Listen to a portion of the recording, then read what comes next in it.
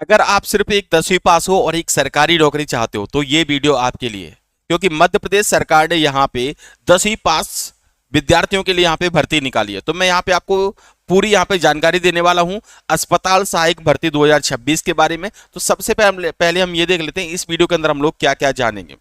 ठीक है, तो इस वीडियो के अंदर हम लोग सबसे पहले जानेंगे कि इसमें कौन से पद पे भर्तियां निकली हैं, योग्यता क्या है, ठीक है, उसके बाद उम्र कितनी से कितनी होनी चाहिए, दस्तावेज क्या क्या लगेंगे, डॉक्यूमेंट्स क्या क्या चाहिए होंगे, आवेदन की प्रक्रिया क्या होगी, चयन प्रक्रिया क्या होगी और आवेदन करने की अंतिम तिथि क्या होगी, ये सब कुछ मैं आपको इस वीडियो के अंदर बताने वाला हूं।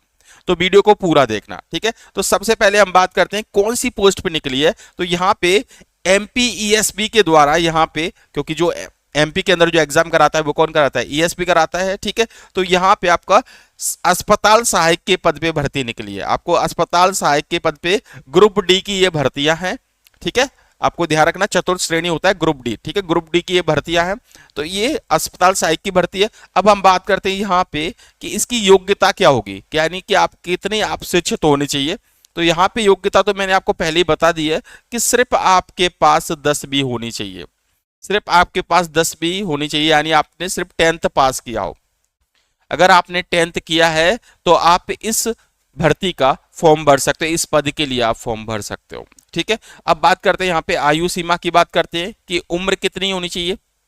उम्र की अगर बात करें तो अगर आपकी एज 18 से 40 के बीच में, ठीक है, अगर आपकी एज 18 वर्ष से 40 के बीच में, तो आप इस फॉर्म को भर सकते हो, ठीक है। यहां तक कि 45 वर्ष तक के लोगों को भी इसका फॉर्म भरने की अनुमति है, यानी आप फॉर्म भर सकते हो। तो समझ में आ गया, यानी कि अगर आपकी उम्र भी अभी बहुत है, 35 हो गई, 36 हो गई, तो भी आप इस फॉर्म को भर सकते हो, आपकी सरकारी नौकरी लग सकती है। और ये बहुत सिंपल इसका टेस्ट होने वाला है, बताने वाला हूं आपको यहाँ पे। उसके बाद यहाँ पे आयु सीमा समझ में आ गई। इसके बाद हम बात करते हैं कि ऑनलाइन कैसे, यानी आवेदन हम किस तरीके से करेंगे। तो इसको जो आवेदन करने की जो तरीका है वो कौन सा, आपको ऑनलाइन सेंटर जाना है, आप घर से फॉर्म मत भरना, क्योंकि आपको पता नहीं होता हमको कि क्या उसमें डॉक्यूमेंट्स लगेंगे क्या नहीं। तो आपको एमपी ऑनलाइन के किसी भी सेंटर पे चले जाना है और वहां से वो आपको ऑनलाइन फॉर्म भरे जाएंगे। यानी कि यहाँ पे जो ऑनलाइन फॉर्म भरने की जो प्रक्रिया है वो पूरी तरीके से कैसी होगी, ऑनलाइन होगी। अगर कोई आपसे ये बोल रहा है कि हम ऑफलाइन फॉर्म भरवा देंगे, तो आपको उसके चक्कर में बिल्कुल भी नहीं पड़ना है। इसमें जो आवेदन करने की जो प्रक्रिया है वो पूरी तरीके से ऑनलाइन प्रक्रिया है, ठीक है।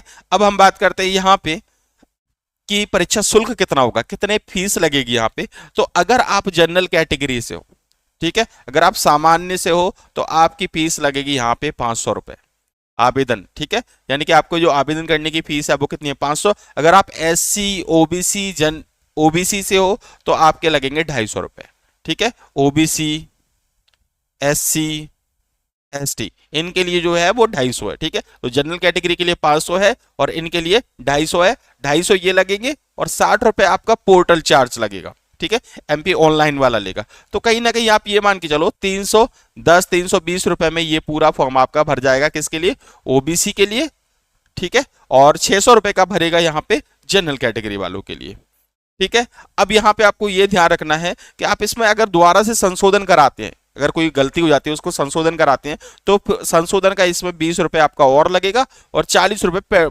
पोर्टल वाला लेगा, यानी कि 60 रुपए लगेंगे अगर आपने उसमें कोई संशोधन कराया तो पहले ही उसको चेक कर लेना कि संशोधन कराने की आपको जरूरत ना पड़े, ठीक है। ये तो हो गया परीक्षा शुल्क, ठीक है, और विलंब शुल्क कितना होगा। उसके बाद हम बात करते हैं यहाँ पे कि फॉर्म भरने की तिथि क्या है, कब से कब तक फॉर्म भरे जाएंगे। तो इसमें जो फॉर्म भरने की तिथि है 7/5/2026 से फॉर्म शुरू हो चुके हैं, यानी कि 7 मई से आपके फॉर्म शुरू हो चुके हैं, ठीक है।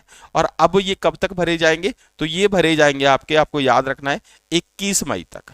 यानी अभी आपके पास समय है, अगर आप अभी 21 मई से पहले वीडियो देख रहे हो तो 21 मई तक इसके फॉर्म भरे जाएंगे। 21 मई के बाद कोई फॉर्म नहीं भरा जाएगा। तो इस चीज का आप लोग यहाँ पे ध्यान रखना, ठीक है। हाँ, अगर आप फॉर्म भर दिया है और उसमें कुछ गलतियां हो गई हैं तो उसे आप सुधार कर सकते हो 26 तक, ठीक है। 26/5 तक आप सुधार करवा सकते हो, लेकिन 21 के बाद आपका फॉर्म भरेगा नहीं, सिर्फ सुधार होगा, उसमें संशोधन हो सकता है, ठीक है, यहां तक। उसके बाद इसका टेस्ट कब होगा, इसका जो टेस्ट है वो बता रहे कि जून में होगा, ठीक है, बहुत जल्दी होगा, जून 2026 में होगा, ये क्लियरली लिखा है यहाँ पे। 24/6 के बाद इसके पेपर शुरू हो जाएंगे, ठीक है। 100 अंक का आपका पेपर रहेगा। अगर आप इसको पास कर लेते हो तो फिर क्या होगा, इसमें एक डॉक्यूमेंट वेरिफिकेशन होगा और आपके मेडिकल वगैरह होगा और आपकी नौकरी लग जाएगी। ठीक है, तो ये थी आपकी जानकारी। अगर आपको वीडियो पसंद आया हो और इससे रिलेटेड कोई भी जानकारी चाहते हो तो हमें कमेंट बॉक्स में लिख दीजिए। मिलते हैं नई वीडियो के साथ, तब तक के लिए जय हिंद, वंदे मातरम।